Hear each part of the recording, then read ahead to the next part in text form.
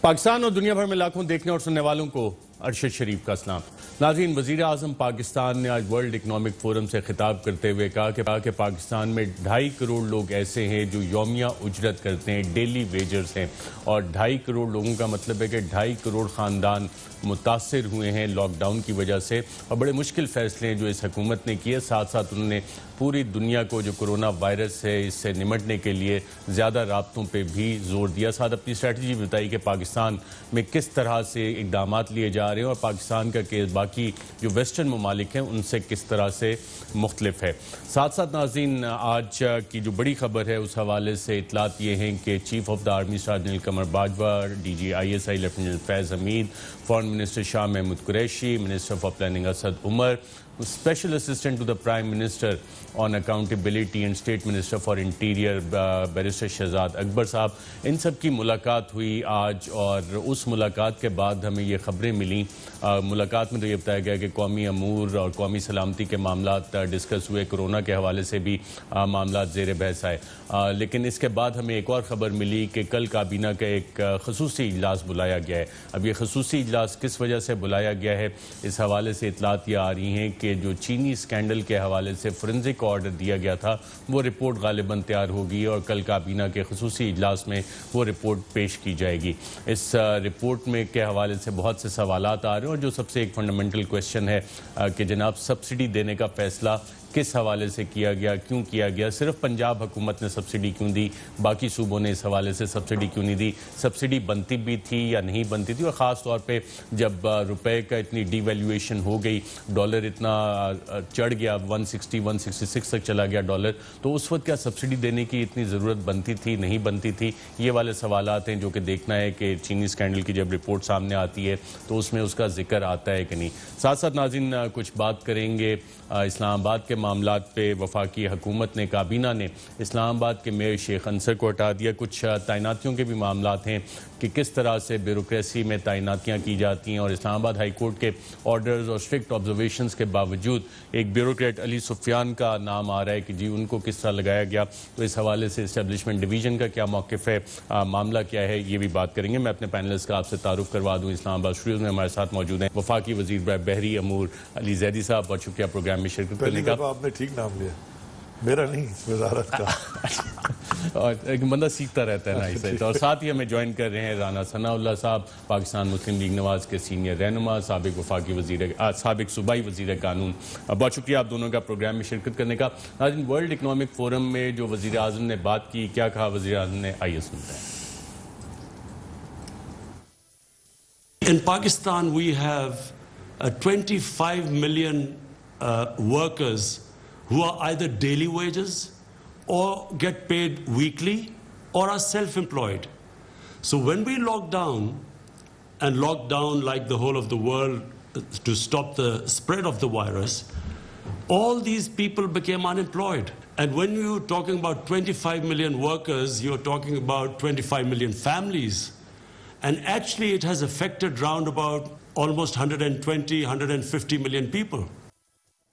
جی ناظرین، آپ نے سنا وزیر اعظم بتا رہے ہیں کہ کتنے پاکستانی کرونا وائرس سے متاثر ہوئے، اور اس حوالے سے جب ہم نمبرز کو دیکھتے ہیں تو آج کی جو لیٹسٹ اپڈیٹ ہے اس حوالے سے پاکستان میں تقریباً 45,900 پازیٹیو کیسز آ چکے ہیں، اور تقریباً 985 پاکستانی زندگی کی بازی ہار چکے ہیں کرونا وائرس کی وجہ سے۔ تو وزیر اعظم جو بات کر رہے ہیں منسٹر صاحب، اس حوالے سے انتہائی مشکل فیصلہ ہے۔ اب جو گلوبل ڈیبیٹ بھی اس حوالے سے ہے کہ زندگی یا کہ آپ کا بزنس اور اکانومی، تو اب یہ دونوں چیزیں ساتھ لے کے چلنا مشکل ہے، اور جو پروجیکشنز آ رہی ہیں اس سے آپ لوگ سیٹسفائیڈ ہیں کہ حالات قابو میں بھی؟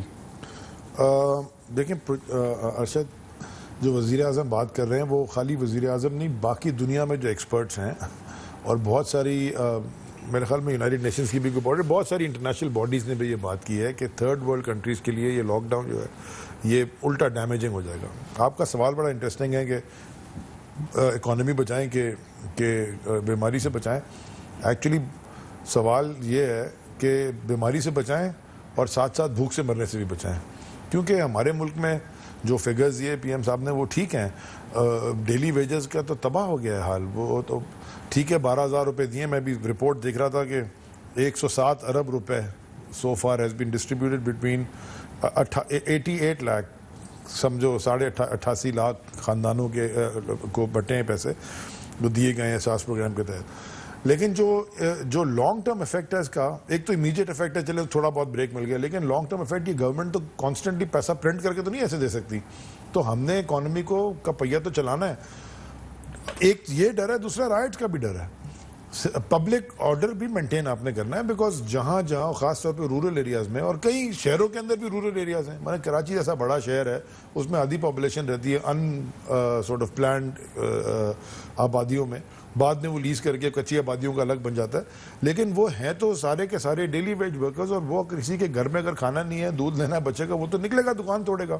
سو سلولی SOPs کو ساتھ رکھتے ہوئے یہ بڑا اچھا فیصلہ تھا. یہ جو سمارٹ لاک ڈاؤن کو میں ہر جگہ سمجھاتا ہوں. میں ذرا ایک دفعہ اگر آپ 1 منٹ جاتے ہیں, میرے وزارت کے اندر ایک ڈیپ سی فشنگ آتی ہے. 18ویں ترمیم کے بعد fishing up to 12 nautical miles صوبائی سبجیکٹ ہے. سو بلوچستان اور سندھ 12 نوٹیکل مائل تک, 12 نوٹیکل مائل کے بعد جو ہے وہ ڈیپ سی فشنگ ہوتی ہے. لیکن جو ماہی گیر ہیں ان کو چیک کرنے کے لیے کوسٹ گارڈ ہوتی ہے اور PMSA ہوتی ہے, جس کے پاس ایکچولی مینڈیٹ ہے, پاکستان میری ٹائم سیکورٹی ایجنسی. ہم نے یہ SOPs بنا, سندھ گورنمنٹ کی جو SOPs اور ان کے ساتھ مل کے, تو ہم نے یہ فیصلہ کیا کہ 50-60 ہزار لوگ ماہی گیر جو ان کا جون میں فشنگ سیزن ختم ہو جاتا ہے, ان کو آپ چیک کر کے پانی میں بھیج دیں. اب پانی کے بیچ میں اگر تو وہاں کرونا تو نہیں لگنے لگا نا 8-10 لوگوں کو جو کشتی میں جاتے ہیں, اور وہ جاتے ہیں 30-35-40 دن کے لیے. سو اس طرح کے ہر سیگمنٹ کے اندر اکانومی کا پہیہ چلانے کے لیے, لوگوں کو روزگار دینے کے لیے آپ کو کوئی اسمارٹ انٹیلیجنٹ فیصلے کرنے پڑیں گے. رسک کیا اس میں ہے کہ نہیں ہے؟ آف کورس رسک ہے. رسک کو منیمائز, رسک کو میٹیگیٹ یا منیمائز کرنے کے لیے پھر آپ SOPs کا, اب تو سپریم کورٹ کا بھی فیصلہ ہے, انہوں نے بھی کہا ہے کہ مالز کھولیں, کیونکہ اندازہ ہو رہا ہے ہر ایک کو کہ جتنا آپ یہ لاک ڈاؤن کریں گے, یہ ڈیفنس کلفٹن کے لیے بریلینٹ ہے.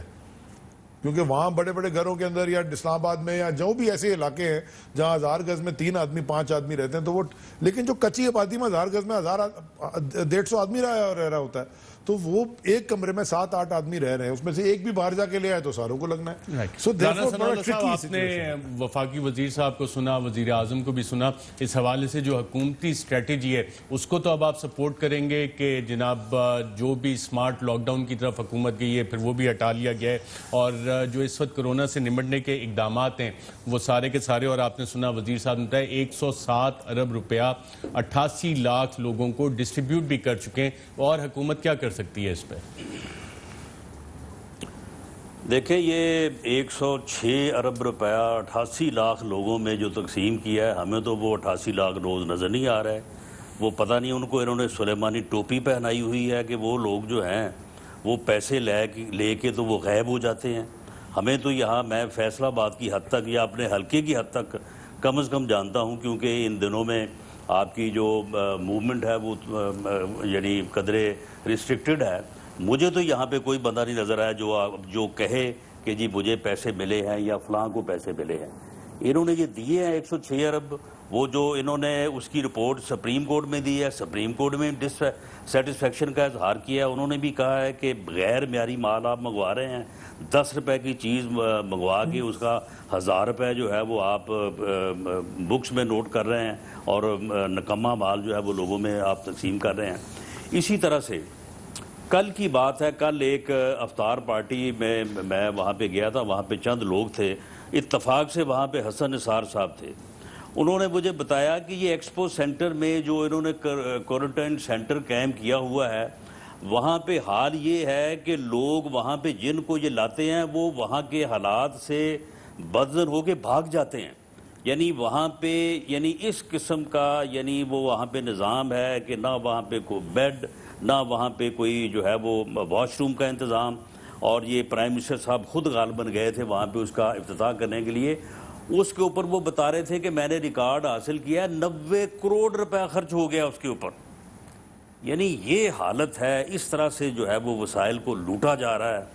اور باقی رہی بات کہ جی اب سمارٹ لاک ڈاؤن ہے, اب تو لاک ڈاؤن ہے ہی نہیں.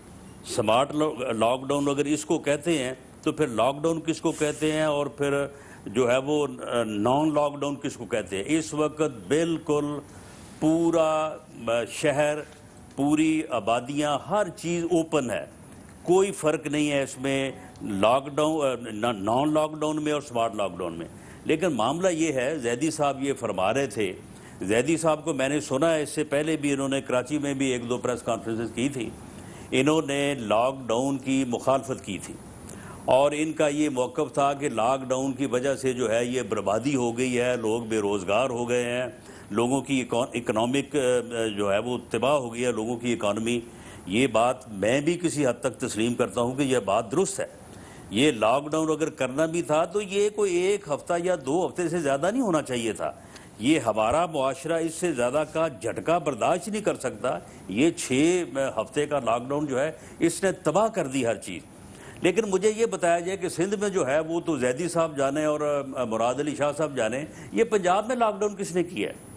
اگر وزیر اعظم بھی اس کے خلاف ہیں، وفاقی کابینہ بھی خلاف ہے، باقی بھی سارے خلاف ہیں، تو یہ پنجاب میں جو لوگوں کو 6 ہفتے تک کاروبار کرنے سے بند کیا گیا، لوگوں کی دکانیں بند کی گئیں، لوگوں کی فیکٹریاں بند کی گئیں، لوگوں کے آفس بند کیے گئے، اور ایسے آفس بھی بند کیے گئے جس آفس میں پورے دن میں 10 یا 15 بندے جاتے ہیں، ان کو بھی کہا تالا لگائیں، آپ بھی اپنے دفتر جو ہے وہ نہیں بیٹھ سکتے. رائٹ، آپ کے سوالات آگے آدمی بیٹھتے ہیں ان کو بھی جو ہے وہ بند کیا گیا. بالکل ٹھیک ہے، آپ کے جو سوالات آگے کہ پنجاب میں پھر کس نے کیا لاک ڈاؤن؟ بالکل ٹھیک ہے. 2 مین پنجاب کی تباہی جو ہے وہ کس نے کی ہے؟ رائٹ، 2 پالیسی جو ایشوز رانا ثناء اللہ صاحب ریز کریں. ایک تو 107 ارب آپ نے کہا ڈسٹریبیوٹ ہو گئے، ٹرانسپیرنسی اس کی کیا ایشورنس ہے، اور دوسرا جو ڈیسیجن میکنگ ہے وہ کس طرح سے ہو رہی ہے کہ اگر آپ وفاقی حکومت وزیر اعظم اس کے مخالف ہیں تو پنجاب میں لاک ڈاؤن کا فیصلہ کیسے ہوا؟ دیکھیں، جو بات انہوں نے کی ہے وہ جو حسن نثار صاحب کا ایک یوٹیوب پہ ویڈیو تھا، میرے خیال میں ڈاکٹر یاسمین راشد نے ایک پریس کانفرنس کر کے اس کو ڈیٹیل میں رسپونڈ کر دیا. اگر آپ وہ چلا لیں تو وہ، کیونکہ پنجاب 18ویں ترمیم کے بعد یہ ہیلتھ اور وہ ایجوکیشن اور پولیس اور یہ سارے صوبائی سبجیکٹس ہیں، تو وہ صوبائی وزیر ہیں، انہوں نے بڑا اچھا جواب دیا.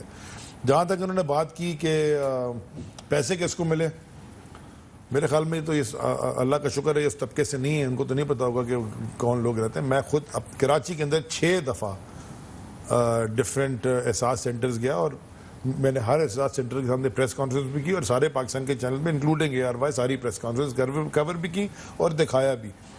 پوری لسٹیں بنی ہوئی ہیں. بہت سارے لوگ جو پہلے سے ان لسٹوں میں تھے، اور پہلے صفائی کی ان لسٹوں کی، جو بیسٹ کی لسٹیں تھیں، اس میں آپ کو پتا ہے، اور آپ نے شاید پروگرام بھی کیا تھا کہ لوگ اس میں سے نکالے کیسے ہیں، کہ بیوروکریٹس بھی اس میں بھرتی کیے ہوئے تھے اور ان کی بیویاں بھی بھرتی ہوئی تھیں، اور پتہ نہیں کون کون اس لسٹ میں تھا. تو صفائی کرنے کے بعد، اس کے بعد ان لوگوں کو، اتنا مشکل کام نہیں ہے، اگر آپ کے پاس ڈیٹا ہو نادرا کے ساتھ میچ کر کے تو آپ کو پتہ چل جاتا ہے. جن لوگوں کے پاسپورٹس بنے ہوئے ہیں، جو باہر ٹریول کیے ہیں، جن کے نام پہ گاڑی ہے، وہ سارے تو ویسے کے ساتھ ہی آٹومیٹک ایلیمینیٹ ہو جاتے ہیں. آف کورس ٹیکس پیئر تو ہو جاتا ہے. تو جو بالکل نیا نیچے والا طبقہ ہے، جو بیچارے دیہڑی دار ورکرز ہیں، ان کو تو پیسے ملے ہیں، اور بہت سارے لوگوں کو ملے ہیں. میں نے آپ کو ڈیٹا دے دیا ہے، ڈیٹیل دے دی ہے. اگر ان کو شک ہے تو یہ جا سکتے ہیں کورٹ، تو پاکستان کے آزاد کوئی بھی اسکروٹنی ہو تو ٹرانسپیرنسی کا جو ٹیسٹ ہے اس پہ یہ پورا آ جائے گا. میں تو کہتا ہوں کرنا چاہے کوئی کرے اسکروٹنی نا، اوپن چیلنج ہے کہ بلکہ کرے اسکروٹنی. 100% اللہ کی ذات ہے، اگر 99% ٹھیک ہے تو کرے اسکروٹنی. ہمیں کیا فرق پڑنے لگا ہے؟ ہم تو نہیں کہہ رہے، ہم تو خود کہہ رہے ہیں کہ ہمیں جو لسٹیں تھیں اس کے اندر لوگ وہ والے تھے موجود. جہاں تک انہوں نے بات کی کہ میں لاک ڈاؤن کے فیور میں تھا یا نہیں تھا، یا فیصلے کیسے ہوتے ہیں، ایک NCOC بنی ہوئی ہے، اس کے بہت سارے اجلاس پرائم منسٹر نے بھی کیے ہیں. اس کے اندر چاروں وزیر اعلیٰ بھی بیٹھتے ہیں. وہ اپنے اپنے علاقوں کی ڈائنامکس دیکھ کے اس کے حساب سے فیصلہ کرتے ہیں. بہت دفعہ ہم نے مخالفت کی ہے سندھ حکومت کی، میں نے کھل کے کی ہے کہ یہ والے جو فیصلے کر رہے ہیں وہ ٹھیک نہیں کر رہے. امریکہ جیسی کنٹری میں جہاں ہیلتھ کیئر انفراسٹرکچر اتنا پاکستان سے تو کوئی کمپیریٹیو انالیسس کر ہی کوئی نہیں سکتا، وہاں بھی 50 اسٹیٹس ہیں، اور وہاں بھی 50 اسٹیٹ کے 50 گورنرز ہیں، انڈیپینڈنٹ فیصلے کیے اپنے ڈائنامکس کو دیکھ کے. وہاں نیو یارک کا ایک الگ ڈائنامکس ہے، اور وہ مونٹانا کے ماؤنٹینز والا ایک الگ ڈائنامکس ہے. ٹرانسپیرنسی کی جو بات ہے اس حوالے سے اطلاعات آ رہی ہیں، کل کوئی کابینہ کا اسپیشل اجلاس بھی ہے، وہ کس ایجنڈا کیا ہے اس کا؟ آپ کو تو پتہ ہے، آپ نے شروع میں کہہ دیا ایجنڈا کیا ہے. ہم سے پہلے تو آپ کو پتا ہوتا ہے. یہ بھی ایک المیہ ہے کہ ارشد شریف کو پہلے پتا ہوتا ہے وفاقی وزیر. یہ المیہ نہیں، یہ صحافت ہے، اس کو صحافت ماشاء اللہ. Thank you very much. اس میں جو رپورٹ کل آ رہی ہے اور ٹرانسپیرنسی اور ایکشن کا جو لوگ سوال کر رہے ہیں، وہ امید کی جا سکتی ہے کہ جو حکومتی لوگوں کے نام آئیں گے تو اس پہ بھی ایکشن ہوگا، اور فیصلہ یہ کیسے ہوا، وہ رپورٹ یا ایڈریس آپ کے خیال میں کرنے جا رہی ہے؟ ارشد دیکھیں، یہ بھی چلیں، المیہ کا لفظ وہاں پہ وڈرا کر کے میں دوبارہ استعمال کر دیتا ہوں، ملک کا المیہ دے دیتا ہوں، وہ صحافت کہہ لیں آپ. انویسٹیگیٹو جرنلزم نہیں ہے. ہے تو یہ انویسٹیگیٹو ریسرچ رپورٹ ہے. اگر یہ پاکستان میں سب کو پتہ ہے کہ یہ پاکستان کو مافیاز نے، اور ہر صرف شوگر کی نہیں ہے، ہر جگہ پہ مافیاز رول کرتی ہیں، اور دیز آر گروپس جو کہ حکومت کے اندر بھی ہوتے ہیں، حکومتوں کے اندر رہے ہیں، ہوتے بھی ہیں. آئی ایم شیور کہ ہمارے اندر بھی ویسٹرن کنٹری، ہم اسی سوسائٹی سے نکل کے ہیں. لیکن پہلی دفعہ یہ ہوا ہے کہ ایک پرائم منسٹر نے اتنا کھل کے فیصلہ کیا. آپ کو پتہ ہے کہ ہماری پارٹی میں بہت سارے لوگوں کا یہ بزنس ہے، اور یہ بگ آئی گیس ملرز ہیں شوگر کے. اس کے علاوہ اس کے ہوتے ہوئے بھی یہ کون فیصلہ کر سکتا ہے اتنا بڑا جس کی اپنی شوگر مل نہ ہو، جو اس ملک سے کمانے نہیں آیا، اس ملک کو دینے آیا ہو؟ یہ وہ آدمی فیصلہ کر سکتا ہے. رمضان شوگر مل والا یہ فیصلہ کر کوئی نہیں سکتا، چودھری شوگر مل والا بھی نہیں کر سکتا. یہ فیصلہ وہ کر سکتا ہے جس کا ویسٹڈ انٹرسٹ نہیں ہے، اور یہ فیصلہ مشکل فیصلہ تھا، نو ڈاؤٹ. لیکن اگر اس ملک کو آگے لے کے جانا ہے، ایسے مشکل فیصلے کرنے پڑیں گے، کڑوی گولی کھانی پڑے گی. اور یہ عمران خان کے علاوہ کوئی اور آدمی ہے ہی نہیں جو یہ فیصلے کرے. یہ تو آج تک رسیدیں ہی نہیں دکھا سکے، تو یہ فیصلے تو رسیدوں پہ لڑائی کریں. اور اس کے اوپر تو آپ نے جتنے شو کیے میرے خیال میں کسی نے نہیں کیے رانا رسیدوں ثناء اللہ پہ. صاحب، چینی اسکینڈل کی جو فرنزک رپورٹ ہے کل ایکسپیکٹڈ ہے، آپ نے وزیر صاحب کو بھی سنا. آپ کیا ایکسپیکٹ کر رہے ہیں، کون کون سے پوائنٹس اس میں ایڈریس ہوں گے یا کون سے پوائنٹس چھوڑ دیے جائیں گے؟ دیکھیں، اس میں ایک رپورٹ جو مکمل ہو چکی ہے، اور جس طرح سے آپ نے بتایا کہ وہ پیش ہو چکی ہے، یا صبح جو ہے وہ کیبنٹ کے سامنے جو ہے وہ پیش ہو جائے گی، تو اس کے اوپر بہت زیادہ جو ہے وہ بات تو نہیں کی جا سکتی. لیکن جو پوائنٹس میں سمجھتا ہوں کہ اس میں ریڈریس ہونے چاہیے، اس میں نمبر ایک تو یہ ہے کہ اس میں جو اصل جو کرکس ہے وہ یہ ہے کہ ملک میں چینی کی جو ہے وہ شارٹیج تھی، سرپلس چینی نہیں تھی. اس کے باوجود 10 لاکھ ٹن چینی کی برآمد کی جو ہے وہ اجازت دی گئی. 1 لاکھ ٹن کی بعد میں پھر اجازت دی گئی. جیسے ہی یہ خبر جو ہے یہ مارکیٹ میں گئی کہ چینی جو ہے وہ برآمد کی جائے گی، پیداوار اتنی ہے، شارٹیج ہو جائے گی، اسی وقت چینی کی قیمتیں جو ہیں وہ بڑھنا شروع گئی. یہ 51-52 سے بڑھتی جو ہے یہ 85-90 تک جو ہے یہ جا پہنچی. اب اس میں جو ہے وہ اگر آپ جو چینی کی کنزمپشن ہے اسے آپ 52 سے لے کے 90 تک اگر کیلکولیٹ کریں تو یہ تقریباً جو ہے وہ 100 ارب سے اوپر کا ڈاکہ بنتا ہے عام آدمی کی جیب کے اوپر. اس کے اوپر جب ہیو اینڈ کرائی ہوئی لوگوں میں اور پورے ملک میں جو ہے جب کوحرام مچا، تو اس کے اوپر جو ہے وہ انکوائری جو ہے وہ کمیشن بنایا گیا. اگر یہ قیمتیں نہ بڑھتی تو اس ایکسپورٹ کے اوپر کبھی بھی کوئی کمیشن نہ بنتا. اگر چینی کی جو قیمت ہے وہ باوجود ایکسپورٹ کے 52 ہی رہتی تو کوئی کسی کو پرابلم ہی نہیں تھا. ٹھیک ہے، ایک پالیسی ہے، اگر آپ چینی کو آپ نے اگر ایکسپورٹ کرنا ہے تو اس کے عوض میں آپ کو جو سبسڈی آپ کی پالیسی کے مطابق بنتی ہے وہ آپ کو ملے گی. تو ایک تو یہ ہے کہ یہ فیصلہ کیوں ہوا، کس نے کیا. اس فیصلے کو جس فورم پہ، وہ کیبنٹ کا فورم ہے یا ای سی سی کا فورم ہے، جو بھی فورم رسپانسیبل ہے، اس فورم میں جو لوگ شریک تھے ان لوگوں کو باہر سے کن قوتوں نے یا کس مافیا نے جو ہے مجبور کیا کہ اس نے یہ فیصلہ کیا. ایک تو یہ ذمہ داری بڑی کلیئر ہے، اس میں 2+2=4 ہے. کسی کو کوئی بتانے کی ضرورت نہیں ہے، نہ فورنزک رپورٹ کو، نہ کسی انکوائری کمیشن کو کہ یہ فیصلہ کس نے کیا. آپ کے خیال میں کون ذمہ دار ہے؟ گورنمنٹ کی فائلوں میں موجود ہے اور اس کی ڈیٹ موجود ہے. اس فائل کے اوپر نوٹ موجود ہے کہ جی سرپلس نہیں ہے، شارٹیج ہو جائے گی، چینی کی برآمد کی اجازت نہ دی جائے. نمبر 2، دوسرا پوائنٹ یہ ہے کہ یہ چینی جو برآمد ہوئی، اگر تو کسی آدمی نے جنونی شوگر جو ہے وہ ایکسپورٹ کی ہے تو اس کا سبسڈی اس کا رائٹ ہے. یہ جو ہے یہ ایک پالیسی ہے، قانون ہے. لیکن اگر اس نے ایکسپورٹ ہی نہیں کی، اس نے افغانستان کے راستے سے کاغذ بنا لیے ہیں، تو پھر وہ سبسڈی دینے والا بھی اور سبسڈی لینے والا بھی جو ہے وہ دونوں قصوروار ہیں. اور یہ چیزیں جو ہے میں سمجھتا ہوں کہ اس کے لیے کوئی اتنی لمبی چوڑی کوئی جو ہے یہ کوئی سائنس راکٹ والی بات نہیں ہے. یہ بڑی سیدھی بات ہے. اور اس میں میرا یہ خیال ہے کہ یہ ایشو جو ہے وہ ریڈریس ہونا چاہیے بالکل اور بائی نیم ہونا چاہیے. اگر یہ بائی نیم نہیں ہوتا تو پھر یہ فورنزک رپورٹ بھی اور یہ کمیشن رپورٹ بھی جو ہے یہ پھر رول جائے گی, پھر اس کا کچھ نہیں ہوگا. انٹرسٹنگ. میں منسٹر صاحب سے آپ نے جو کنسرنز ریز کی ہیں, ایک تو کہہ رہے ہیں ای سی سی کے فیصلے, کابینہ کے فیصلے, فائل پہ سارے فیصلے موجود ہیں, اور جو ہماری اطلاعات ہیں کہ جب کچھ میٹنگ تھی آپ نے بھی اس کو اپوز کیا تھا, ان چند وزراء میں سے آپ بھی شامل تھے جنہوں نے سبسڈی کو اپوز کیا. اس میں جو ایک ٹیکنیکل سوال بنتا ہے کہ جب ڈالر کی قیمت بڑھ رہی تھی, روپی ڈپریشیٹ ہو رہا تھا, سندھ نے سبسڈی نہیں دی, خیبر پختونخوا نے سبسڈی نہیں دی, تو پنجاب نے صرف سبسڈی دی.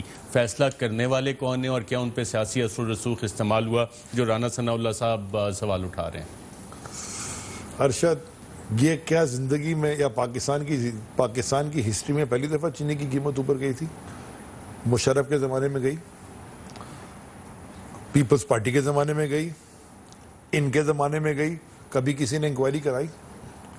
مجھے بتائیں 120 روپے اس وقت, آج 120 روپے تو گئی نہیں, 90 روپے گئی تو اس پہ انکوائری ہوئی ہے. اس وقت تو 120 روپے گئی تھی پیپلز پارٹی کے زمانے میں, جب کہیں سبسڈی نہیں ملی تھی تو اس وقت 10 روپے دیتی تھی سندھ حکومت نے, یہ بیٹھے ہوئے تھے ساتھ ان کے.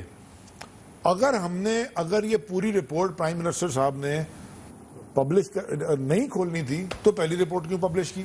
انہیں کتنی دیر لگتی ہے چیز کو چھپانے میں, ہم انہی سے سیکھ لیتے ہیں. تو ایکسپرٹس ہیں, فکر نہ کریں آپ, میں آپ کو ٹی پی پہ آن ایئر کہہ رہا ہوں, فکر نہ کریں آپ, فکر نہ کریں. ابھی آپ برات چلا لیجیے گا, بعد میں آپ کے پاس آرکائیوز میں رہتی ہے نا, آپ کہیں گے منسٹر صاحب بول کے گئے تھے, کل میں شاید ہوں منسٹر نہ ہوں کبھی, کہ آپ نے فکر نہ کریں آپ, میں آپ کو کہہ رہا ہوں. اب دیکھیے گا ادھر کیا ہوتا ہے. کچھ باتیں ٹی وی بتانے والی نہیں ہوتی, بس اتنا میں کہہ رہا ہوں فکر نہ کریں. کبھی اس سے پہلے کی کوئی شارٹیج نہیں تھی, کبھی میں ذرا بات ختم کر لوں, کوئی شارٹیج بھی نہیں تھی, اس کے باوجود سبسڈی دی گئی. آپ نے کہا میں خلاف ہوں, مجھے تو سبسڈی کے میں ہوں ہی ویسے خلاف, اس لیے خلاف ہوں سبسڈی کے کہ ایک شوگر مل والا سبسڈی ادھر لے رہا ہوتا ہے, سبسڈی کیا کہ جی میرا نقصان ہو رہا ہے اتنی بڑی انڈسٹری کا, وہ دوسری شوگر مل کیوں لگا رہے ہو پھر, سبسڈی لے لے کے 3-5 شوگر مل. سو میں تو ارریسپیکٹو ہاں, لیکن یہ صرف ہماری حکومت کی یہ اسٹرینتھ ہے کہ چینی کی ایکسپورٹ. ایک بات میں ایگری کرتا ہوں, یہ جو ڈرامہ ہوتا ہے افغانستان کا یہ ہوتا ہے, اس کو یہ کل امید ہے کہ چیزیں اس طرح پوائنٹ آؤٹ ہوں گی. میں تو سر انکوائری کمیشن میں نہیں تھا, نکلیں گی اس میں, مگر صرف آپ ایکشن ہوگا اس پہ انشاءاللہ. لیکن اگر آپ وہ والی جے آئی ٹی رپورٹ دیکھ لیں جو پہلے بنی تھی اومنی گروپ والی, اس میں جو شہتوت والا اور امرود والا اور سائیکل والا تھا, جو پیسے مل رہے تھے نا, وہ بھی یہی چینی کا تھا.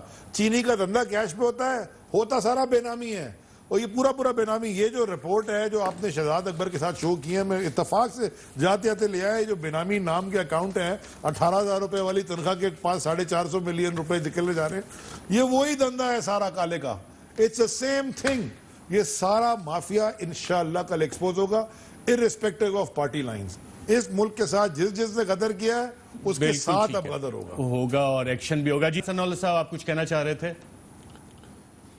جی میں یہ بات کرنی چاہتا تھا کہ زیدی صاحب نے جو بات کی ہے نا کہ جی وہ تو ہر دور میں جو ہے وہ چینی کی قیمت جو ہے بڑھتی رہی ہے. دیکھیں کسی سال میں بھی, اور یہ کوئی 4-5 سال بعد 6 سال بعد ایک ایسا موقع آ جاتا ہے کسی نہ کسی وجہ سے, اگر پیداوار میں شارٹیج ہو جاتی ہے, یہ بھی ہو جاتا ہے, اگر پیداوار میں شارٹیج کی وجہ سے چینی کی یا گندم کی یا کسی بھی اور فصل کی قیمتیں بڑھ جائیں تو اس میں تو پھر کسی کا قصور نہیں ہے نا. وہ تو چاہے پھر 90 کی بجائے 190 ہو جائے, تو وہ تو پھر اگر ایک سال میں پیداوار کسی وجہ سے شارٹیج ہو گئی اور اس کی وجہ سے قیمتیں بڑھ گئی تو وہ تو ایک اور چیز ہے. ایک ایسی صورت میں کہ چینی کی پیداوار ٹھیک ہو لیکن سرپلس نہ ہو, اور سرپلس نہ ہونے کی وجہ سے جو ہے چینی کو جو ہے وہ ایکسپورٹ کیا جائے, تو وہ فیصلہ جو ہے وہ پھر قصوروار ٹھہرایا جاتا ہے قیمت بڑھنے میں. اگر اس مرتبہ بھی چینی سرپلس ہوتی تو یہ 10,000 کی بجائے جو ہے یہ 15 لاکھ ٹن جو ہے اس کو ایکسپورٹ کر دیتے, اور اگر یہ شارٹیج ہوتی اور اس شارٹیج کی وجہ سے قیمتیں جو ہے وہ 85 پہ یا 90 پہ پہنچ جاتی تو پھر تو کسی کا قصور نہیں تھا. پھر ٹھیک ہے, اللہ کی مرضی ہے, کسی سال اگر پیداوار شارٹ ہوتی ہے تو اس وجہ سے اس چیز کی قیمت جو ہے وہ بڑھ سکتی ہے. سارے شریف خاندان کی انہوں نے ساری زندگی سبسڈی لی ہے, وہ بھی ایکسپوز ہوگا انشاءاللہ. بالکل ٹھیک ہے. اور ناظرین رپورٹ آئے گی اور اس میں دیکھتے ہیں کہ کیا چیزیں نکلیں گی. سرکاری افسران کو بھی کیا اس میں چینی کی شکل میں کوئی رشوت دی گئی, کس کس لیول تک چینی کے بورے پہنچائے گئے, اور باقی جو بکس کا فورنزک انالیسز ہوا ہے اس میں کافی انٹرسٹنگ چیزیں امید ہے کہ اس رپورٹ میں نکلیں گی. ساتھ ساتھ جب رزاق داؤد صاحب کو بلایا گیا, اسد عمر صاحب کو بلایا گیا, وزیر اعلیٰ پنجاب کو بلایا گیا, سابق وزیر اعظم شاہد خاقان عباسی اس کمیشن کے سامنے پیش ہوئے, تو یقیناً یہ جو کمیشن ایک آدمی نہیں پیش ہوا, سب گئے, جس کو بلایا ہوا گئے, کون نہیں پیش ہوا؟ انہوں نے کہا کہ وہ آپ کا جو ٹی او آر سے اس میں صرف 1 سال کا تھا اور سندھ نے سبسڈی نہیں دی مراد علی شاہ صاحب نے. ناظرین یہاں پہ ایک وقفہ لیتے ہیں اور وقفے کے بعد یہ علی زیدی صاحب اور رانا ثناء اللہ صاحب دونوں الیکٹڈ پارلیمنٹیرینز ہیں, ان سے کچھ ذاتی نوعیت کے سوالات کریں گے ایک وقفے کے بعد. ویلکم بیک ناظرین. رانا ثناء اللہ صاحب اگر آپ اجازت دیں ایک چھوٹا سا ذاتی سوال آپ سے پوچھ لیتا ہوں. آپ ایک الیکٹڈ پارلیمنٹیرین ہیں, کیا آپ نے اثاثے ڈکلیئر کیے ہوئے ہیں کہ نہیں کیے ہوئے؟ جی میں نے اپنے تمام اثاثے جو بالکل میرے ٹھیک پاس ہے, ہیں تمام اثاثے ڈکلیئرڈ ہیں بطور الیکٹڈ پارلیمنٹیرین. علی زید صاحب آپ نے اپنے اثاثے ڈکلیئر کیے؟ 100%. آپ نے بھی کیے ہوئے ہیں, آپ الیکٹڈ پارلیمنٹیرین ہیں. ارشد آپ کو یاد ہے جب میں وزیر بنا تھا, آپ کے شو میں بیٹھا تھا, آپ نے کہا جی آپ کا دبئی کا ویزا ہے, میں نے کہا کینسل ہو گیا, میں نے آپ کو پاسپورٹ دکھایا تھا میں انڈیپینڈنٹ سٹیزن تھا, میرا بزنس بند ہو گیا آپ کے شو میں لائیو. جب آپ الیکٹڈ ریپرزنٹیٹو بن جاتے ہیں پبلک پیسے الیکٹڈ ریپرزنٹیٹو, میں اتنا سا سوال تھا, آپ نے ڈکلیئر کیے ہوئے ہیں, رانا ثناء اللہ صاحب نے ڈکلیئر کیے ہوئے ہیں, لیکن ناظرین وفاقی وزیر ہوا بازی نے کل عادل شاہ زیب کے پروگرام میں ایک بڑا انٹرسٹنگ سوال اٹھایا, اور وہ سوال کیا تھا آئیے دیکھتے ہیں. اصولاً تمام جو معاون خصوصی ہیں انہیں بھی اپنے ایسٹس ڈکلیئر کرنے چاہیے. یہ گرے ایریا ہے ہمارا, اس بات پہ انگلی اٹھتی ہے ہم پہ, ہماری کیبنٹ پہ انگلیاں اٹھتی ہیں کہ اس میں ایسے لوگ بھی بیٹھے ہیں جن کی ڈیول نیشنلٹی ہے. لوگ ہم سے بھی بات پوچھتے ہیں, اور بحیثیت ایک پارلیمنٹیرین اور ایک فیڈرل کیبنٹ میں بیٹھے ہوئے, میری کیبنٹ میں ایسے لوگ بیٹھے ہیں جنہیں میں نہیں جانتا, جن کے ویئر اباؤٹس مجھے نہیں پتا, جن کے ویئر اباؤٹس آپ کو نہیں پتا, جن کے ویئر اباؤٹس کسی پاکستانی کو نہیں پتا, اور وہ کیبنٹ میں بیٹھا ہے. ایسے لوگوں کو اپنی تھوڑی سی وضاحت بھی کرنی چاہیے, اپنا بیک گراؤنڈ بھی بتانا چاہیے, اپنے ایسٹس بھی ڈکلیئر کرنے چاہیے, اپنا سورس آف انکم بھی بتانا چاہیے. ہم نے دیکھا ہے, پاسٹ میں بھی دیکھا ہے کہ لوگ آئے بیگ اٹھا کے واپس چلے گئے. ہم لوگوں کو تو پھر لوگوں کے پاس جانا ہوتا ہے, ہم اکاؤنٹیبل بھی ہیں, ہم آنسریبل بھی ہیں, ہماری اکاؤنٹیبلٹی لوگ بھی کرتے ہیں, ہماری اکاؤنٹیبلٹی ادارے بھی کرتے ہیں, لیکن کچھ لوگ ایسے ہیں وہ مقدس گائے کوئی بھی نہیں ہونی. جی رانا ثناء اللہ صاحب, آپ نے سنا سرور خان صاحب ایک منجے ہوئے سیاستدان ہیں, اور جو وہ سوال ریز کریں کہ ہماری کابینہ کا یہ گرے ایریا ہے, کچھ لوگ ایسے ہیں جنہوں نے اپنے اثاثے ڈکلیئر نہیں کیے ہوئے, اور کیا ڈیول نیشنلٹی والے کابینہ کا حصہ ہو سکتے ہیں؟ اور اس میں ارشد صاحب میرا خیال ہے کہ زاہد صاحب نے بھی جو میں نے سنا ہے انہوں نے بھی یہ سنا ہے, انہوں نے اسپیسیفکلی اس کیبنٹ کا, جس کیبنٹ کا اپنا زیدی صاحب بھی حصہ ہیں اور غلام سرور خان بھی اسی کا حصہ, وہ کہہ رہے ہیں کہ اس میں ایسے لوگ بیٹھے ہیں جن کو میں جانتا ہی نہیں ہوں, جن کے ویئر اباؤٹس, یعنی ایسٹس کی تو بات بعد میں آتی ہے, جن کے ویئر اباؤٹس کا ہی نہیں پتا کہ وہ کون ہے, کہاں سے آئے ہیں اور کہاں وہ چلے جائیں گے. تو پھر یہ میں سمجھتا ہوں, بلکہ ہم سب کو سمجھنا چاہیے کہ یہ بہت بڑا المیہ ہے. اور پھر اگر ایسی حالت کیبنٹ کی ہے تو پھر عمران خان صاحب جو کلیم کرتے رہے ہیں, یا جو ٹال کلیم زیدی صاحب اس وقت بھی میرے اور آپ کے سامنے بیٹھ کے یہ کر رہے ہیں, تو پھر یہ کس طرح سے یہ ججتے ہیں اور کس طرح سے یہ بات بنتی ہے؟ رائٹ. اور دعووں کا ذکر ہوا تو ناظرین اس حوالے سے وزیر اعظم عمران خان صاحب جب پوزیشن میں ہوتے تھے تو پرسسٹنٹلی یہ بات کرتے تھے کہ اثاثے ڈکلیئر ہونے چاہیے, اور پاکستان تحریک انصاف وہ جماعت تھی کہ جس نے اپنے تمام سی ممبران کے اثاثے ویب سائٹ پہ بھی ڈالے تھے. کیا کہتے تھے عمران خان صاحب, آئیے دیکھتے ہیں. میں یہ چاہتا ہوں کہ اسی طرح باقی پولیٹیکل پارٹیز کے لیڈرز اپنے اثاثے ڈکلیئر کریں. اثاثوں کی لڑائی ذاتیات کی لڑائی نہیں ہے, یہ نیشنل ایشو ہے, یہ آپ کا سب سے بڑا ایشو ہے. اثاثے نیشنل ایشو ہے آپ کے. میں اپنی پارٹی سب کے سامنے بھی یہ رکھا ہے, پارٹی نے بھی یہ فیصلہ کیا کہ یہ سارے اپنے اثاثے ڈکلیئر کریں گے. سب سے پہلے ہم تحریک انصاف ایک قانون بنائے گی کہ کوئی پاکستان کی سیاست میں نہیں آ سکتا جو اپنے اثاثے ڈکلیئر نہ کرے. जिस दिन एहसासे डिक्लेयर हो गए, दूध का दूध पानी का पानी हो जाएगा। हम इन सबसे पूछेंगे कि जनाब ये अरबोपति आप कैसे बन गए, कैसे पैसा कमाया? The leadership, and I'm talking about the cabinet, the members of parliament, the leadership must declare their assets, and it should be put on the website. Tehreek-e-Insaf is the only party, all the central leadership have declared their assets, their taxes, and they put it on the website. Tehreek-e-Insaf एक कानून नाफिज करेगी जब इंशाल्लाह वो हुकूमत में आएगी। पहला कानून ये होगा कि कोई पाकिस्तान की सियासत में शिरकत नहीं कर सकेगा जब तक उसकी जायदाद और पैसा और उसके असासे डिक्लेयर्ड हो और दूसरा वो पाकिस्तान में हो। जी नाज़रीन, आपने देखा मिनिस्टर साहब, आप अपने कैबिनेट कुलीग सरवर खान साहब की बात से इत्तेफाक करते हैं? मैं बिल्कुल इत्तेफाक करता हूँ। तो आपकी काबीना में ऐसे लोग हैं जिनको पता नहीं है कि कहाँ से आए, कहाँ चले जाएंगे? मुझे नहीं पता कि किसने डिक्लेयर किए किसने नहीं किए, लेकिन नहीं किए किसी ने। मैं समझता हूँ कि हर एक पब्लिकली आप बता दें, काबीना की वेबसाइट पे हैं, पीटीआई की वेबसाइट पे हैं, पीआईडी की वेबसाइट पे कहाँ हैं? आई डोंट नो, अगर नहीं किए तो होने चाहिए। इलेक्शन कमीशन में भी नहीं है, आपके तो डिक्लेयर्ड हैं।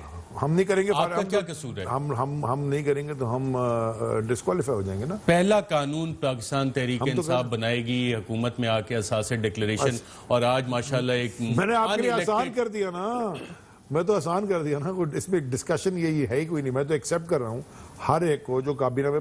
देखो अरशद, हम हैं we are sitting on public funds, हमारे पास ट्रस्टीज ऑफ पब्लिक फंड है। तो जब हम ट्रस्टीज ऑफ पब्लिक फंड हैं तो हमको चाहिए एहसास हमारी डिक्लेयर हो, हमारी जो भी चीजें सामने हो, कोई इसमें इशू ही नहीं है। ये मुझे बताएं, ये जो 19 अच्छा वैसे मुझे पता है, मैं इस 19 ये जो बैठे हैं, जो पब्लिक ट्रस्ट पे बैठे हैं और पब्लिक मनी के हवाले से फैसले कर रहे हैं, और अहम फैसले और अहम वजारतों के फैसले, जिसमें एडवाइजर ऑन फाइनेंस हैं हाफिज शेख साहब, दीगर हो गए रजाक दाऊद साहब, जुल्फिकार अब्बास बुखारी साहब हो गए, बाकी एक तवील फहरिस्त है आपके, शहजाद कासिम साहब हो गए, आपके नदीम बाबर साहब हो गए, इनके असासे क्यों नहीं डिक्लेयर हो रहे? अरशद, अगर नहीं हो रहा है तो मेरे ख्याल में होने चाहिए। मैं तो आपको अपना ओपिनियन, आपने मुझसे ओपिनियन मांगा, मैं दे रहा हूँ, लेकिन इनके महबूब कायद ने अपने अपार्टमेंट भी डिक्लेयर नहीं किए थे, इसलिए वो बाहर बैठे। अगर और वो तो इलेक्टेड थे, नाइल हो गए, इलेक्टेड थे ना, इलेक्शन लड़के नाइल हुए। तो इसका मतलब तो ये इनको करना चाहिए। तरीका वारदात ये है कि आप अनइलेक्टेड होकर गवर्नमेंट में आ जाएं और आपसे कोई पूछताछ भी नहीं होगी। राना सनाउल्लाह साहब करने चाहिए। राना सनाउल्लाह साहब जो पाकिस्तान मुस्लिम लीग नवाज है, उसकी तमाम क़यादत बशमूल आपसे assets beyond known sources of income, उस पर सवालात किए जाते हैं कि जी बताएं ये असासे कैसे बनाए गए, और उस पर आप लोग वजाहतें भी देते हैं, डिक्लेयर्ड भी हैं। लेकिन यहाँ पे एक मुशीरों की फौज है अनइलेक्टेड, 2 साल हो गए हैं और उनके असासे पता नहीं, और अहम फैसले भी वो कर रहे हैं। तो इससे कोई सवालात उठते हैं पूरे एक तो पार्टी के जिस तरह से हुकूमत चल रही है, और बाकी इदारे इस हवाले से जो कि खामोश तमाशाई बने हुए हैं। एक तो मैं जैदी साहब की ये जो है वो अगर वो इस बारे में उन्हें क्लियरेंस नहीं है, तो ये बात मैं क्लियर करनी चाहता हूँ कि मेरी लीडरशिप या उनका इशारा गालबन मियां नवाज शरीफ साहब की तरफ था कि उनको नॉन डिक्लेरेशन ऑफ एसेट्स के ऊपर नाहल किया गया। वो मामला ये है कि एक ऐसी तनख्वाह जो वो ले सकते थे लेकिन उन्होंने ली नहीं है, इसके ऊपर जो है वो उनको नाहल किया गया है। इसके अलावा उनके तमाम एसेट्स जो थे, जो हैं, वो डिक्लेयर्ड थे, और उनके ऊपर अभी तक नैब या किसी तरफ से भी ये इल्ज़ाम नहीं लगाया जा सका कि उन्होंने फलां एसेट जो है वो डिक्लेयर नहीं किया। तो बिल्कुल सुप्रीम कोर्ट ने गलत फैसला किया। सुप्रीम कोर्ट ने गलत फैसला किया। सुन मेरी बात मुकम्मल होने देना। अच्छा, अब आ जाएं आप आगे के जी, जो बशीर है, वजीर हैं, देखें इन सबसे ज्यादा सबसे बड़ी, देखें एक सियासतदान या एक मेंबर पार्लियामेंट या एक मिनिस्टर, वो तो एक आदमी है ना। सबसे बड़ी बात तो आती है सियासी जमातों पे। पहले सियासी जमातें तो अपने असासे जो है वो डिक्लेयर करें और सबसे पहले अपनी फंडिंग डिक्लेयर करें। पीटीआई जो है उसके 23 अकाउंट, अब स्टेट बैंक इस बात को वेरीफाई कर चुका है कि वो 23 अकाउंट जो कि पीटीआई के थे, पीटीआई के हैं, और पीटीआई जो है उसने डिक्लेयर नहीं किए, उनकी फोरेंसिक या उनकी ऑडिट रिपोर्ट या उनकी जो क्लियरेंस है वो अगर पीटीआई कर दे تو اس میں باقی جماعتوں کا بھی کریں، اور جس جماعت کے متعلق یہ ثابت ہو کہ اس نے جناب انڈیا سے فنڈز لیے ہیں، اسرائیل سے لیے ہیں، غیر ملکی ایسی شخصیات سے لیے ہیں جن سے فنڈز لینا جو ہے وہ غلط تھا، اور اس کے علاوہ جو ہے یہ پتہ چل جائے گا کہ یہ اربوں کروڑوں روپے میں کون کھیل رہا ہے، کیسے کوئی ارب پتی بنا ہے، کھرب پتی بنا ہے، اور کس طرح سے معاملہ چلائے گئے ہیں۔ میں سمجھتا ہوں کہ سب سے پہلے سیاسی جماعتوں کو پابند کیا جائے کہ وہ اپنے ایسٹس، اپنے اکاؤنٹس، بالکل وہ الیکشن کمیشن کے رولز کے مطابق ہے بھی، اور اس حوالے سے کیسز ان کو بھی چل ڈکلیئر رہے ہیں۔ کریں، اس کے بعد ہر ایم این اے بھی کرے، وزیر بھی کرے، مشیر بھی کرے۔ رسپانس یہ ہے کہ ہماری وہ جماعت ہے جس نے اکاؤنٹس اپنے آڈٹ کرائے ہوئے ہیں، انہوں نے کرائے ہیں، ٹھیک ہے، کمیشن میں کیس بعد جمع کرائے نا، ہم نے آڈٹ کیے ہیں اکاؤنٹس، ہمارے آڈیٹڈ اکاؤنٹ جمع ہوئے ہیں، ان کے ہوئے میں ان سے ذرا پوچھنا ان کے پاس پیسہ آیا کدھر سے، یہ پیسہ کدھر سے آیا، یہ جو روز بیٹھ کے شہزاد بیچارہ دکھا رہا ہے، اور جو نیب سوال پوچھ رہے پیسہ کدھر سے آیا، یہ انڈکلیئرڈ ہے ٹاؤن اور پتہ نہیں کون کون سے۔ بالکل ٹھیک ہے، وفاقی وزیر علی زیدی صاحب اور رانا ثناء اللہ صاحب پروگرام کے ان سیگمنٹس میں شرکت کا شکریہ۔ ناظرین یہاں پہ ایک وقفہ لیں گے، لیکن وقفے پہ جانے سے پہلے ایک اور خبر آپ کے ساتھ شیئر، بلکہ وقفے کے بعد ہی شیئر کرتے ہیں، ایک وقفہ لیتے ہیں۔ ویلکم بیک ناظرین، وفاقی کابینہ نے میئر اسلام آباد شیخ انصر کو 90 دن کے لیے سسپینڈ کر دیا، کیونکہ ایک انکوائری چل رہی ہے کہ اسلام آباد میں جو بس سٹینڈز ہیں ان کے ٹھیکے دیے گئے۔ یہ تو ایک کام ہو گیا، اور اس کے جانے کے بعد جو اسلام آباد میں کام شام شروع ہوا وہ بھی میں آپ سے ڈسکس کرتا ہوں، لیکن کچھ ایسے تعیناتیاں بھی کی گئی ہیں جو قانون اور اسلام آباد ہائی کورٹ کے فیصلے کے بظاہر خلاف لگتی ہیں۔ اس میں ایک تعیناتی ہے وزارت تجارت کے ملازم علی سفیان کی، سیکٹری لوکل گورنمنٹ تعینات کرنے کے خلاف کانٹریکٹرز اینڈ ایڈورٹائزر ایسوسی ایشن کی سب کمیٹی کے چیئرمین نے اسٹیبلشمنٹ ڈویژن کو ایک درخواست لکھی، اور درخواست میں موقف اختیار کیا گیا کہ علی سفیان کو بار بار ڈیپوٹیشن پالیسی کے خلاف ڈیپوٹیشن پر تعینات کیا جا رہا ہے۔ 2 مئی 2018 کے اسلام آباد ہائی کورٹ کے فیصلے میں جسٹس شوکت صدیقی نے لکھا تھا کہ ڈائریکٹر میونسپل ایڈمنسٹریشن علی سفیان کا بدبودار کردار اور ناجائز طریقہ کار کورٹ کے فیصلے کے عمل درآمد کے راستے میں رکاوٹ ہے، اور عدالت کی نگاہ میں یہ شخص ناپسندیدہ ہے۔ فیصلے میں میئر اسلام آباد کو حکم دیا گیا کہ علی سفیان کو موجودہ عہدے سے برطرف کر کے خدمات واپس وزارت کو کر دی جائیں۔ اس حوالے سے ناظرین جب ہم نے اسٹیبلشمنٹ ڈویژن کے اعلیٰ اہلکاروں سے بات کی تو انہوں نے کہا کہ اسلام آباد ہائی کورٹ کے فیصلے کا ان کو علم نہیں تھا، اس معاملے کو وہ دیکھ لیں گے۔ اب میئر صاحب جب سے اسلام آباد سے گئے تو اسلام آباد میں کچھ کام وغیرہ بھی شروع ہو گیا ہے، اور اس حوالے سے اطلاعات یہ ہیں کہ 3 سائیکلنگ ٹریک بھی بن رہے ہیں، جو انلیگل آکوپیشنز ہوئی تھی خاص طور پہ منال کی، اس کے خلاف بھی ایکشن لیا گیا ہے، اور جو پی ٹی آئی کی حکومت ہے، آپ نے اسلام آباد کے حوالے سے یہ ایکشن لیا ہے منسٹر، تو اب جو چیزیں ہیں کچھ بہتری کی طرف جانا شروع ہوں گی، اور جو سٹرکچرز پیچھے چھوڑے ہوئے جس سے کہ کام نہیں ہو رہا تھا وہ چل پڑے گا۔ سٹرکچرز جو پیچھے چھوڑے ہوئے ہیں وہ ہر جگہ چھوڑے ہوئے ہیں، پورے پاکستان میں چھوڑے ہوئے ہیں۔ میں ایک بالکل سمپل اس کی تھیوری ہے کہ اگر الزامات لگیں اور الزامات کے ساتھ ڈاکیومنٹری ایویڈنس ہو، اور آپ نے انکوائری کرانی ہو کہیں کی بھی، میئر ہو یا جو مرضی، تو جو ہیڈ ہوتا ہے نا جس کے خلاف انکوائری ہونی ہے اس کو ہٹنا پڑتا ہے، انکوائری کرا لیں، اگر قصوروار نہیں ہے واپس آ جائیں گے، قصوروار ہیں تو سزا بھگتنی پڑے گی۔ یہ بڑا سمپل کانسیپٹ ہے، کیونکہ ہیڈ کے ہوتے ہوئے انکوائری ہو نہیں سکتی۔ بالکل ٹھیک ہے، ہمارے ساتھ ترجمان سندھ حکومت مرسا وہاب صاحب بھی موجود ہیں۔ مرسا وہاب صاحب بہت شکریہ پروگرام میں شرکت کرنے کا۔ آپ نے آج سنا ورلڈ اکنامک فورم میں وزیر اعظم نے پوری دنیا کے سامنے جو بات چیت کی، اب سندھ حکومت لاک ڈاؤن پریکٹیکلی ختم ہو گیا ہے، تو جو وفاقی حکومت کے اقدامات ہیں اس سے ان پرنسپل ایگریمنٹ پہ آ گئی ہے۔ بسم اللہ الرحمن الرحیم۔ ارشد صاحب، ہم نے اصولی فیصلہ جب سپریم کورٹ کا پہلا فیصلہ آیا تھا غالباً کوئی 3 ہفتے پہلے کہ سارے ملک کے اندر ایک یونیفارم پالیسی ہونی چاہیے، اور یہ نہیں ہو سکتا کہ ایک صوبے میں ایک پالیسی ہو دوسرے صوبے میں دوسری پالیسی ہو، تو ہم نے اس وقت فیصلہ کر لیا تھا کہ ہم اپنی سبمیشن جو ہے فیڈرل گورنمنٹ کے سامنے کریں گے، پرائم منسٹر صاحب کے سامنے اپنی گزارشات پیش کریں گے، پوائنٹ آف ویو پیش کریں گے، لیکن آخر میں جو فیصلہ این سی سی کرے گی ان فیصلوں کے اوپر عمل درآمد سندھ گورنمنٹ کرائے گی۔ اور آپ نے دیکھا کہ جو این سی سی نے متفقہ فیصلے کیے تھے ان تمام فیصلوں کے اوپر تمام ریزرویشنز کے باوجود سندھ گورنمنٹ نے for the larger cause of national harmony and unity ہم نے اس کو امپلیمنٹ کرایا، اس سے اگری کیا۔ رائٹ، اب عید کے لیے ایس او پیز جو ہیں وہ فائنلائز ہو گئے سندھ حکومت کے؟ دیکھیں عید کے حوالے سے بھی آج منسٹری آف انٹیریئر نے فیڈرل گورنمنٹ نے کچھ ایس او پیز اور گائیڈ لائنز ایشو کیے ہیں نماز عید کے اجتماعات کے حوالے سے، ان کو ہم ایز اٹ از اڈاپٹ کر رہے ہیں صوبہ سندھ کے اندر بھی، اور یہ بات آج شام کو اپنی پریس کانفرنس میں سندھ گورنمنٹ نے کنوے کر دی تھی لوگوں کو. اب آپ کے خدشات اس حوالے سے ابھی تک برقرار ہیں، خاص طور پہ جو ہیلتھ ورکرز ہیں اور عام لوگ، کیا وہ ایس او پیز کو عام لوگ اسی طرح سے فالو کر رہے ہیں جس طرح سے امید تھی، یا کہ کیسز بڑھتے ہوئے آپ دیکھ رہے ہیں؟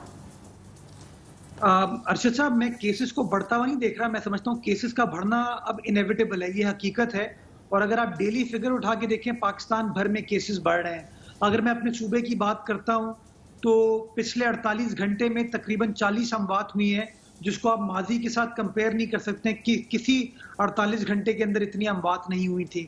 ہمارے آئی سی یو کے اندر نمبر آف پیشنٹس کے اندر میجر اضافہ ہوا اور ہم پہلی بار ٹرپل فگر کراس کر گئے. اب 100 سے اوپر پیشنٹس ہیں جو کہ ہمارے انٹینسو کیئر یونٹ میں ہے. تقریباً 35 سے 40 افراد ہمارے وینٹیلیٹر پہ ہیں، جو کہ ماضی میں اتنا بڑا نمبر نہیں تھا.